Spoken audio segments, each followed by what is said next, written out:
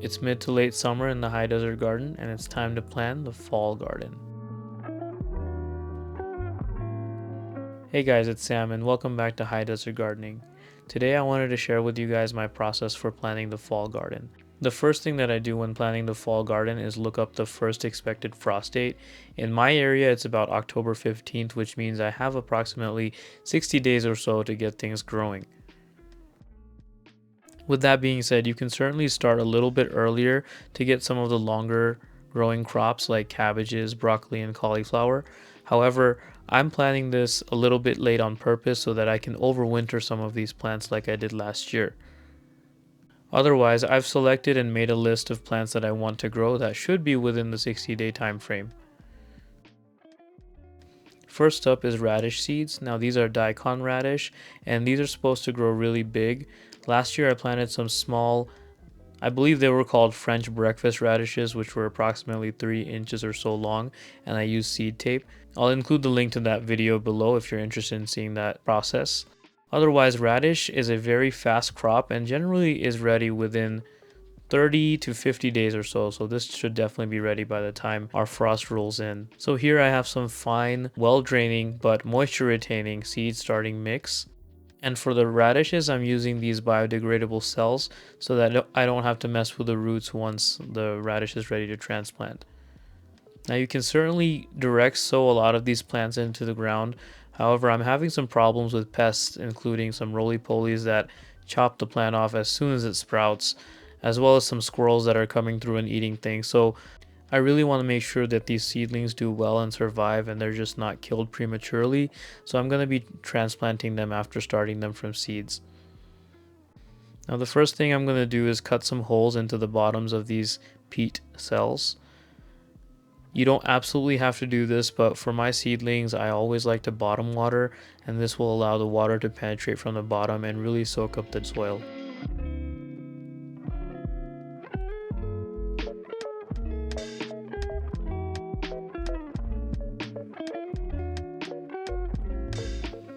Now I'm just going to fill these cells with some soil. Now this is just some potting mix that I had that already didn't have any really big chunks or anything in it. It's really fine, really fluffy, and I believe I added some vermiculite in it as well. Vermiculite adds drainage properties, so it is, unlike perlite, it will help you drain and retain moisture, which is basically the perfect mixture, the perfect formula for success with seeds. So I'm just going to fill these, tamp it down a little bit, and then level it off again.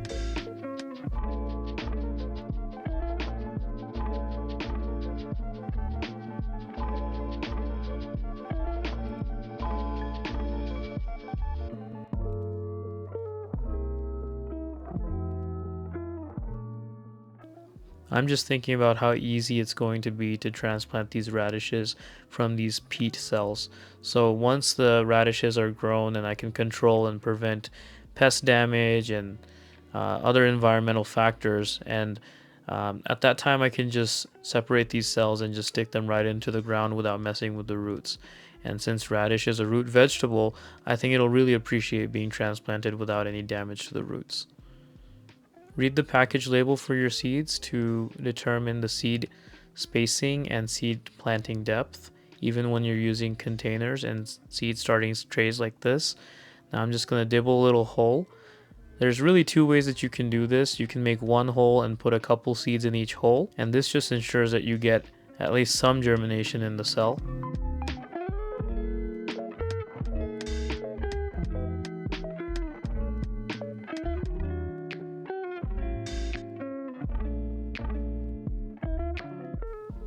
The other way, and the way that I usually do it, is by dibbling 2 holes in each corner and putting 1 seed in each corner. That way you can still guarantee that you get 1 seed germinating per cell, and you can thin one out if you really want to, or you can just separate them out after they've grown a little bit. So I'm showing you both ways here. I've tried growing radish mid-summer and it just does not do very well. It doesn't grow into the radish. It gets attacked by tons of bugs. Flea beetles love these, aphids love these, squirrels love these. It's just very attractive to pests, unfortunately, and That's why it's best to grow it in the fall because you'll have less pest pressure, and the radish responds better to cooler weather and develops in the more appropriate way. Once the seeds have all been planted, I like to drizzle over the top with a gentle stream of water just to make sure everything is nice and moist. You don't want to do a forceful stream of water or anything because you don't want to dislodge or move around the seeds. After this, these will be under a humidity dome, or I'll just keep an eye on it and make sure they don't dry out completely. You definitely don't want to keep watering this, and you definitely don't want to let it completely dry out either. So it does take a little bit of effort just to kind of keep monitoring it and making sure it stays nice and moist. Also, I'm definitely not going to be putting these seedling trays in full sun. They'll be sitting in bright shade where the sunlight never really reaches them until they start sprouting, and that's when I'll slowly introduce the sun to them. I'm going to do this exact same process with my other seeds, including my Swiss chard seeds. But really, this process can be applied to every seed that you sow, and I'll be listing all the plants that I'm sowing for this fall shortly. So now I'm sowing Swiss chard seeds, and this is going to be pretty much the same process. Swiss chard also does really well in cooler weather. It's a very versatile plant in general. It'll do well in heat, in drought, in wet and rainy environments, and in cold environments as well. So I'm going to go and get that sown. Now for the Swiss chard seeds, one seed has kind of a cluster of seeds inside, so from each seed you should be getting multiple plants. I absolutely love the bright colors of Swiss chard, and it's always exciting to see what pops up. Now again, another thing that I love about this is not only the taste and the health benefits, but the fact that a lot of these Swiss chard plants will overwinter for me, and I'll still have plants by next spring if everything is timed correctly and if weather allows.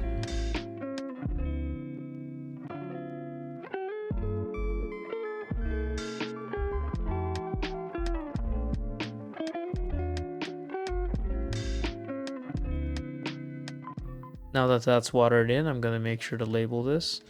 I always like to include a date as well just to see how long it actually took for everything to sprout.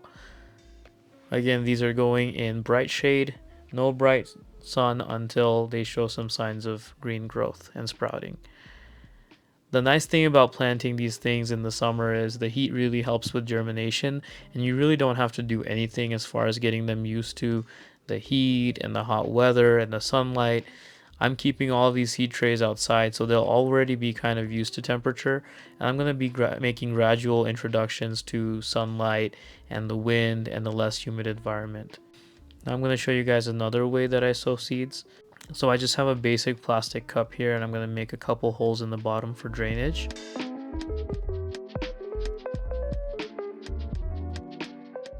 Just filling this up with the same potting soil. And in this cup, I'm going to be sowing onion seeds. Now these onion seeds that I bought, they're red onions. They're called red grano, and they're short day onions. So if you live in Zone B in the high desert, southwest United States like me, short day and intermediate onions do better here. But I'm also running an experiment with some long day onions just to kind of see what happens.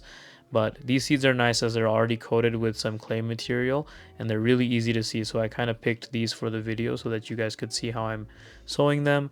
I just basically sprinkle them on the top of this soil, and then I'm just going to be sprinkling a fine layer of soil on top of that, maybe about a 1/4 inch or so.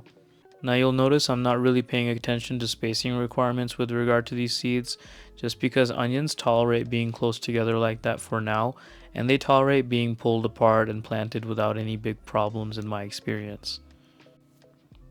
I'm also going to be doing a second set of sowing onion seeds later on this month, just to make sure some of them overwinter, and just so I have onions ready at different times next year.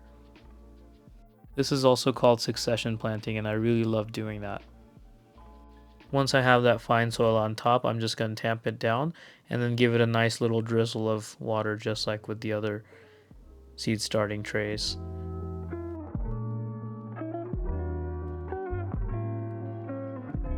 The next plant that I'm going to sow for this fall are beets, and I have some beet seed tape here. I'm going to show you guys how to do this really briefly. Now while I was filming this, it started to pour down. We are in the monsoon season, and we've been without rain for many weeks at this point, and we were actually kind of worried that we weren't going to get any rain here, but thankfully it started to pour down, and I'm so grateful for that. And I'm just sitting out here in the rain sowing my seeds and just having a blast. So I'm going to get out there here in the rain, and I'm going to show you guys how I'm going to place this seed tape. So I've selected a location in my raised beds that I'm going to put the seed tape down, and I'm just raking away some of that top layer of mulch and debris. You don't want to be planting in mulch. Once I've got that soil loosened up, I'm going to tear off the appropriate size seed tape and just lay it down. Covering that back up with another layer of soil, and after that I'm just going to tamp it down. Normally I water this in, but since it's raining, I'll just let the rainwater do the work. And rainwater does wonders, you guys. Even for seed starting and whatnot, it works like magic. It's hard to explain, and we're so grateful to have any rain at this point here in the high desert. The next method of planting is direct sowing, and I'm just showing you guys the stakes that I have built into the raised bed. Now only one of these stakes is one that I actually drove into the ground, but the rest, believe it or not, are the old sunflowers that I had. So the sunflowers have now dried up and died off, and the stakes are really sturdy and rooted really well in my raised bed. So I'm just picking a location here under a sunflower stake. I'm going to clear the debris like usual, and here I'll be planting some peas. I'm just dibbling a little hole near the sunflower stake, and I'm just going to drop 1 or 2 pea seeds in each hole and covering it up. Again, I'm going to let the rainwater do its work and just water it down for me, and then we'll see what happens. I've been having a lot of trouble and some challenges with direct sowing here in my garden, just because, like I said, I had a roly-poly infestation that were, these roly-polies, they were just chopping down the tops of my seedlings as soon as they would emerge, and it was very frustrating.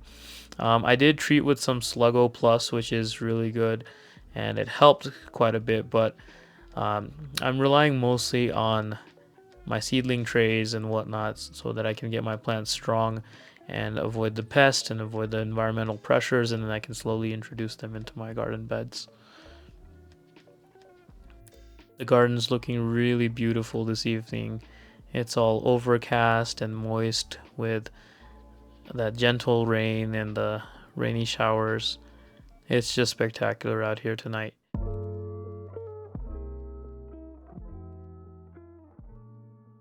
So I started losing some daylight, but I did want to talk to you guys about sowing brassicas, including cabbage, cauliflower, and broccoli. So that's what I'm doing here. Again, I'm following the same exact methods as before. Here I'm planting some gypsy hybrid broccoli, and the reason I'm planting it is on the package it says 58 days to harvest. So this should hopefully give me some broccoli before the frost comes in. However, last year I planted a lot of my brassicas, onions, and things pretty late into the season, and the nice thing was I still was able to get a good harvest the next spring. So many of these brassicas overwintered without any problems, and that's my hope this time too.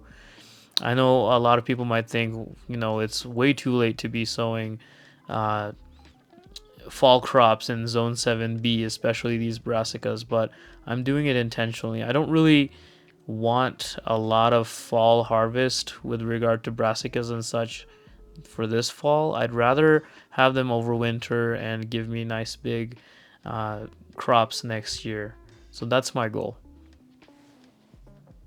So now that I've got everything sown, I'm gonna put it all together here, and the main thing is, now that everything's moist, you want to keep it humid until germination really starts, and I really don't want to be having to come out here all the time and watering. I've still got a whole garden to manage, so I really want this somewhat on autopilot, and that's why I'm using the humidity covers on these little seedling starter trays. And then I'm also going to be putting just a clear tub, basically, that you can find really anywhere over the top of this whole thing as its own humidity retaining system. So I'm periodically just going to check on this and make sure there's nothing like fungus growing, it's not too humid. I'll crack it open here and there to allow for some ventilation, and it's going to stay in this bright shaded area where sunlight never hits it. Eventually, when the seedlings start to emerge, I'm going to slowly acclimate them to less humid conditions and more of the natural conditions out here and more of the natural sunlight very slowly. So it's been about 2 to 3 days since I sowed these seeds, and I just wanted to show you guys how quickly things sprout.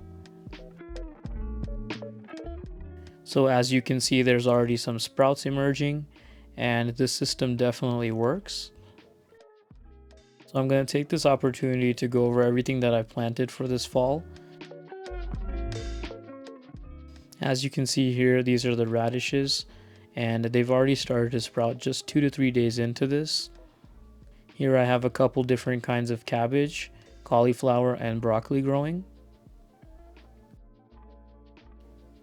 In these cups here I have a red grano onion and a Texas grano onion. In this container here I have Swiss chard. It hasn't sprouted yet. Over here I have 2 types of kale growing, one in each row. And these greens here, these are brown mustard greens.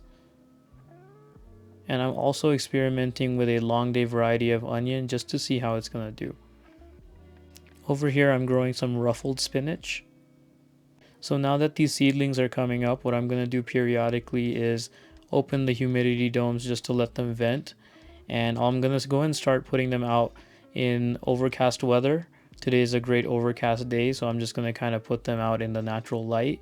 And I'm going to let the natural light and wind and air just naturally harden these seedlings off. It's a very easy process when you're doing this in the summer. Definitely avoid putting it in any direct sunlight. I'm also going to place the humidity dome back on periodically because not all of the seedlings have sprouted yet, and I'm watching the soil closely. Once the tops turn a little bit light brown, that's when I'm going to bottom water. But that's basically it, guys, and I'm just going to let these guys go and do their thing. Soon we'll have some nice seedlings and we'll be able to transplant everything out. You can see some of my previous videos on my channel on how I do a lot of these things. Check out the links below. I'll put them in the description. Thank you for joining me on this project as I sowed my fall seeds. I hope this was helpful and inspires you to also grow your own fall garden, even if you're in the high desert like me, and subscribe to continue to see more updates. Thanks for watching.